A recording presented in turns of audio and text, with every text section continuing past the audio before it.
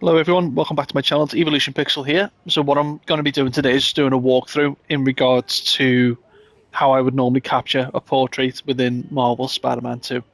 So we'll just jump straight into it using this suit. So I'd normally find a place that I'd like to go to, which Times Square is normally my go-to place, just because there is so many different types of lights and stuff that bounce off everywhere, and preferably would like to change it to nighttime, so it's more of a nicer feel. Um, So find a little location where you like, where there's a good amount of light in the background, just so it gives off more of a dynamic feel in a way. Um, so with my portraits, I normally like to have the character walking towards the camera. So I would just have Miles standing there and then slowly bring the camera back and then enter the photo mode from that point. Um, then I just follow the same normal structure of what I would normally do for a portrait capture. So I'll go to the field of view, bring it close. I always like to do the precision, just because it sometimes the camera moving will be fast and you'll miss certain angles. So I like to go slow into the center of the character, and then once you got the right type of angle that you want, which I think I want to go a little bit more to the side of them, which is there. Yeah, that seems good for me. Um, Once you got that sorted, I normally go straight into the focus point. So I would reduce the focus distance to 0 all the time, increase the aperture straight up to like 40 or 50, and then slowly get the character back in view, and then reduce the aperture. So then it comes, everything else in the background starts to like come into view, but not as clear as the main character would be. You can mess around with the near one, but that's normally if like you want something to be blurred out, like his hand, if his hand's reaching out to the camera or not. I don't normally use that as much. And then once you got that base sorted, I go straight into the lighting, which is always the fun part. Lately, I have been using sphere lights because I feel like it gets more light on the character depending on where you put it, really. But we'll use sphere lights at the moment just to get the type of texture that we want. Um, so I'll put it to the left side of them, but it is right. um, Reduce the color intensity. But as we are in Times Square, there's going to be a lot of different colors bouncing around. So we normally get we go for like a blue, but not make it as bright. And then reduce the intensity a little bit so the suit doesn't look like it's fully reflective. Um, bring the light back a little bit, just so it is shine on it, but it's not like overpowering. Um, that seems to be sound for me. And then on the second light, I'm going to use a spotlight and bring this just over the shoulder.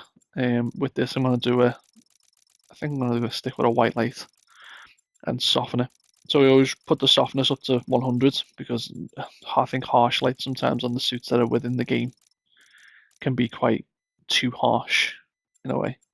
Um, and as I can see that at the moment I'm quite close to the character and the light's shining shining on his side of his face quite a lot. So as I'm near the bottom already of the intensity, I can't really go any further down because the light's not reducing. A little tip to get around that would be bring the distance down. So then when the distance comes down, it's like how far the light travels. And then if you can see, it slowly starts to dim on the face. And I think that gives like a good texture on the side of the mask and also on the shoulders. I might bring this light slightly a little bit round just so it does cover the mask.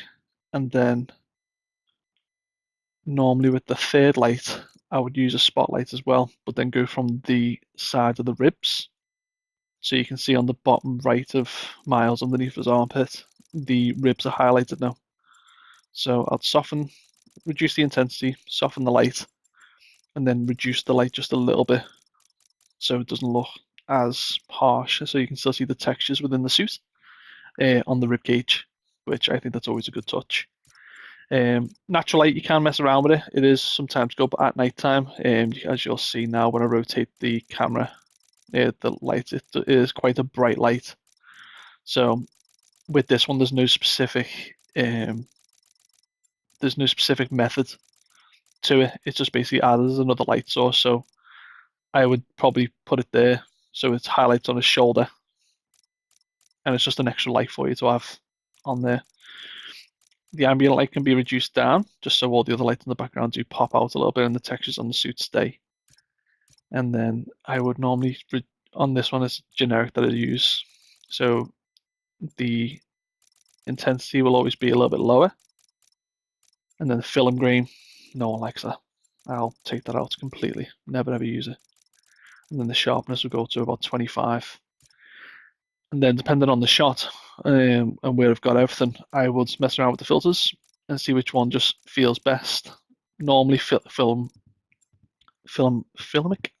color normally works best in these type of shots. So I normally reduce the filters to around about 30% or 25. But it always be a bit weird and do a 28.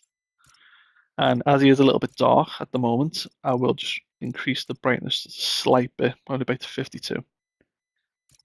And if you did want to have the suit damaged, by all means, you can reduce the suit health, and then it gives you a damaged look to the suit, entirely down to your preference. But at this one, I just want to keep it like a clean look and a nice, clean, polished suit. So, and that will be it. That's normally the process that I go through for a walkthrough to get a portrait where there's different types of lighting around. I'm going to do some more videos like this, so stay tuned to the channel. And if you did like this type of content, please let me know within the comments what you'd like to see next, and I'll catch you on the next video. Take care.